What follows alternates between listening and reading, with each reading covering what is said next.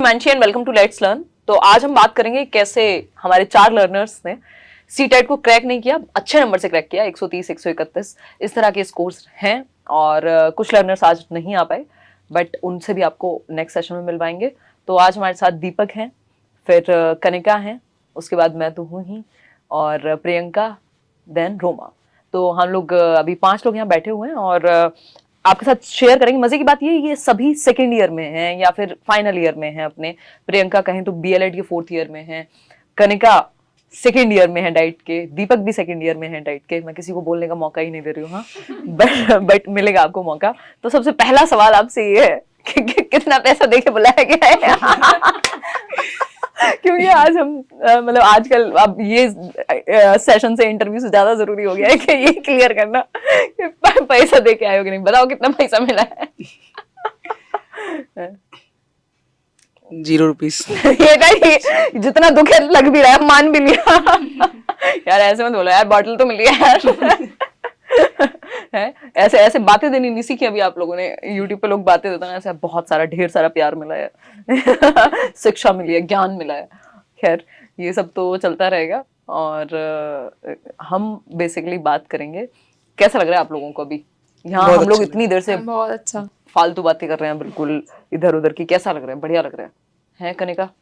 इतने cute cute जो second year वाले बच्चे होते हैं, मतलब अब तो मैं बड़ी हो गई हूँ क्योंकि 2016 में खत्म हो गया था डाइट। उसके बाद से आज इन्होंने ऐसा फील करा दिया मुझे सबने मिलके कि जैसे मैं डाइट में ही हूँ, वही बकैती और वही अपना ट्रिप की बातें है ना। पूरा मजे चल रहे हैं। किसी ने कॉलेज में कहीं वो ले लिया एडमिशन क्योंकि दोस्त ले रहे थे। खैर आज हम ये बात करेंगे।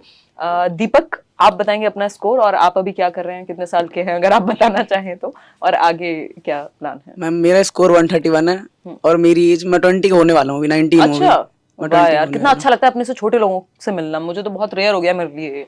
अच्छा, और आपका स्कोर 131 है और आप अभी दिल्ली में डाइट में सेकंड ईयर ट्रेनिंग। अच्छा, बताना है कि नहीं कि कहाँ? दरियागंज। डाइट दरियागंज से। बहुत बढ़िया। तो दरियागंज से पढ़ रहे हैं और इनके 1 दर्जन दोस्त भी वहीं पढ़ते हैं। तो अब बात करेंगे कनिका की, और कनिका बहुत स्वीट है। कनिका के साथ फादर भी आए हैं, मेरी उनसे भी बात हुई काफी। Thank you ma'am. बहुत अच्छा लगा।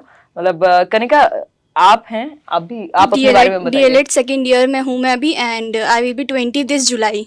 सो मेरे 131 मार्क्स हैं सीटेट एग्जाम 1 में। अच्छा नाइस। तो अगेन डाइट पेपर 1 और क्यूट लिटिल किड्स, कितना अच्छा लग रहा है मुझे। सीनियर वाली फीलिंग आ रही है, बस मैं क्या बताऊं। अब बात करते हैं प्रियंका की। प्रियंका के साथ थोड़ी कम आएगी सीनियर वाली फीलिंग क्योंकि प्रियंका को जमाने हो गए बीएलएड में। नाम तो मैम बता चुकी हैं। मैं अभी अदिति महाविद्यालय से बीएलएड कर रही हूँ, यूनिवर्सिटी ऑफ दिल्ली, और अभी मैं 4th ईयर में हूँ और मैं 22 साल की हूँ। और सीटेट पेपर 1 में मेरा स्कोर रहा 133 एंड थैंक्स टू मैम। अरे बहुत ही अच्छा लगा। अब तो वैसे भी अपनी एज से छोटे लोगों से मिलने में अच्छा ही लगता है। 22 भी छोटा हो गया यार, अब मैं बड़ी हो गई हूँ। 25 सब छोटे हो यार, जरा से बच्चे हो मेरे सामने। मजाक कर रहे हो, आगे बताओ। Ma'am, myself Roma and I am in B.Ed second year right now. I score 130 in paper 1 and 128 in paper 2. अच्छा बहुत बढ़िया। तो आप ही हैं एकमात्र जो बीएड कर रहे हैं और आप हैं बीएलएड। आपने भी पेपर 1 का स्कोर बता दिया अपना? पेपर 2 भी दिया था? अच्छा, बस पेपर 1 दिया, ठीक है। तो अभी स्कोर्स तो आपको पता लग ही गए हैं और ये भी पता लग गया है कि अपनी मर्जी से आप लोग यहाँ आए हैं इतनी दूर दूर से, है ना। कुछ लोग तो आ नहीं पाए क्योंकि हमने बिल्कुल एंड मोमेंट पर ही प्लान किया। एक दिन पहले कोई हरदोई से आ रहा था, कोई लखनऊ से आ रहा था, तो वो आगे हो जाएगा।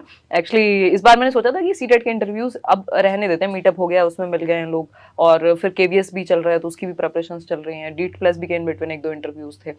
तो मैंने सोचा था कि ठीक है अब तो पता ही है सबको, और शायद 3-4 हज़ार हमारे पास एंट्रीज हैं जिसमें 130 प्लस वाले ही हैं सब, मतलब 130 से नीचे है नहीं उसमें लोग। और तो वो ये था कि मैंने कहा ठीक है अब तो ये नॉर्मल हो गया। बट मेरी इच्छा होती है मतलब आप लोगों से मिलने की, और आप लोग का जो वो इनोसेंस है मुझे अच्छा लग रहा है।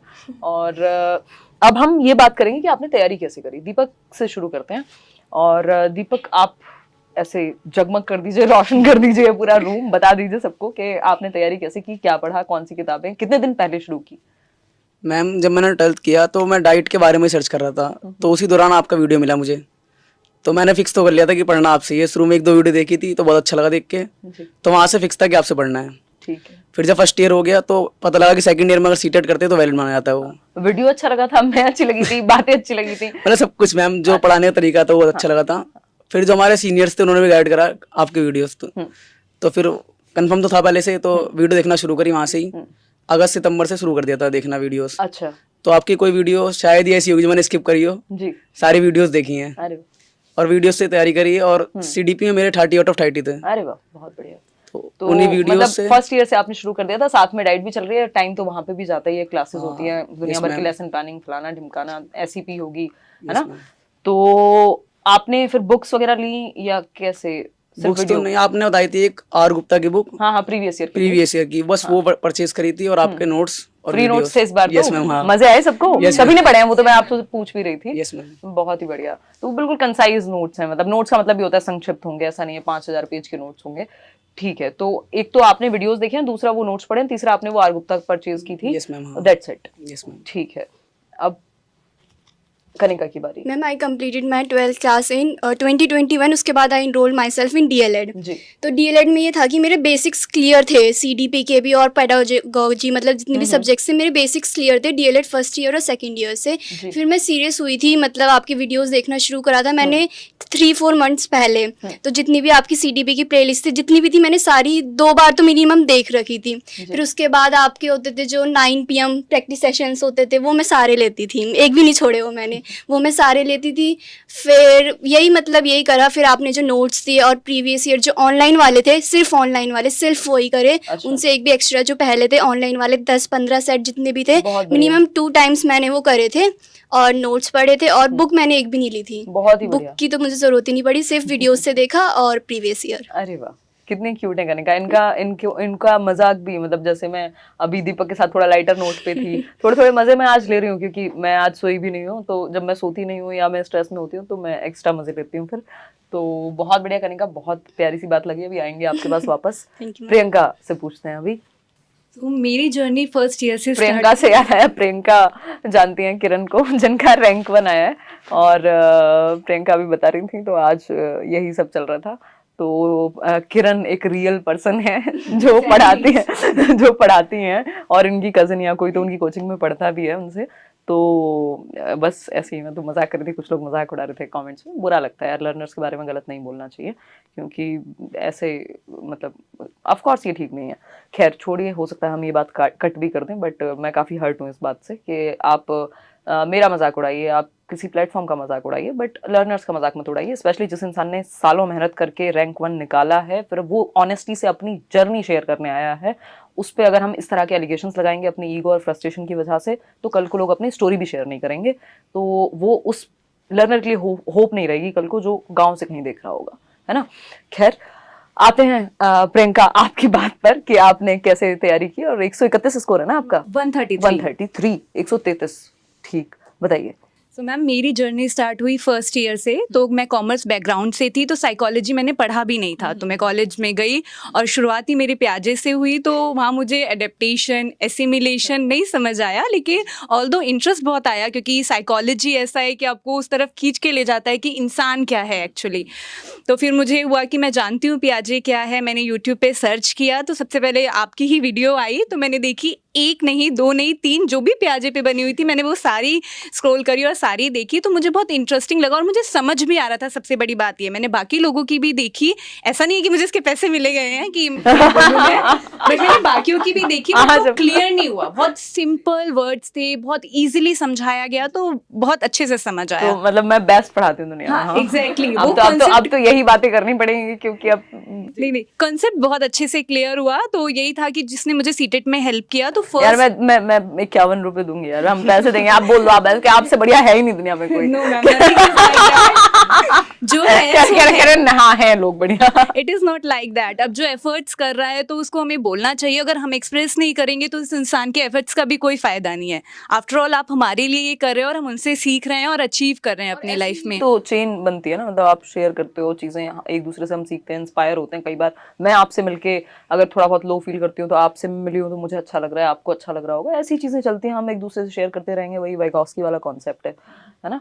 खैर ये तो हंसी मजाक की बातें चलती रहेंगी, हो सकता है हम बीच बीच में से इन बातों को हटा भी दें, क्योंकि हम आज ऐसे ही माहौल ऐसा चल रहा है आजकल नेगेटिविटी का, आसपास काफ़ी नेगेटिव बातें कई बार सुनने को मिलती हैं। हालांकि ज़्यादातर लोग पॉजिटिव ही हैं, बट ये सब ऐसी चीज़ें हैं जो चलती रहेंगी, बट आपको ध्यान देना अपने सीखने पे। जी, तो सीडीपी के लिए मैंने आपकी वीडियोस देखी और जो नोट्स थे लास्ट वाले प्रॉपर वो देखे। सो अगर मैं ईवीएस की बात करूँ तो मैंने क्लास 3rd 4th 5th की जो बुक थी वो काफ़ी अच्छे तरीके से पढ़ी थी और कम से कम 3 से 4 बार मैंने उसको रिपीट किया था। जो नोट फॉर टीचर्स दिया होता है, प्रीफेस दिया होता है, वो सारा पढ़ा। जो एनसीईआरटी की साइट पे सिलेबस दिया होता है मैंने उसको पढ़ा। मैथ्स के लिए मैंने उदय सर की वीडियो देखी, उसके अलावा मुझे कहीं जाने की ज़रूरत नहीं पड़ी। तो काफ़ी क्लियर, काफ़ी अच्छे से कंसेप्ट क्लियर थे, पेडागोजी बहुत अच्छे से समझाई गई थी। और अगर मैं हिंदी और इंग्लिश की बात करूँ तो इंग्लिश तो फिर भी हो जाएगा, पेडागोजी फिर भी समझ आएगी। और दिक्कत मुझे आ रही थी हिंदी में। जब मैं मॉक टेस्ट ले रही थी तो मुझे हिंदी में बहुत कम स्कोर आ रहे थे, आफ्टर ऑल मतलब पेडागोजी में, क्योंकि जो टेक्निकल टर्म्स थी वो बहुत डिफिकल्ट थी मेरे लिए समझना। तो मैंने आपकी मैराथन्स देखी और फिर जो आपने क्वेश्चंस करा रखे हैं पिछले साल के वो सारे किए, तो धीरे धीरे कॉन्फिडेंस आया। और पेपर में जो आपने पढ़ाया था, जैसे समझाया था, जिस स्ट्रेटेजी से बताया था, सब वो फॉलो किया, तो उसके थ्रू बहुत अच्छा रहा। और पेडागोजी मेरी बहुत बेस्ट गई हिंदी में।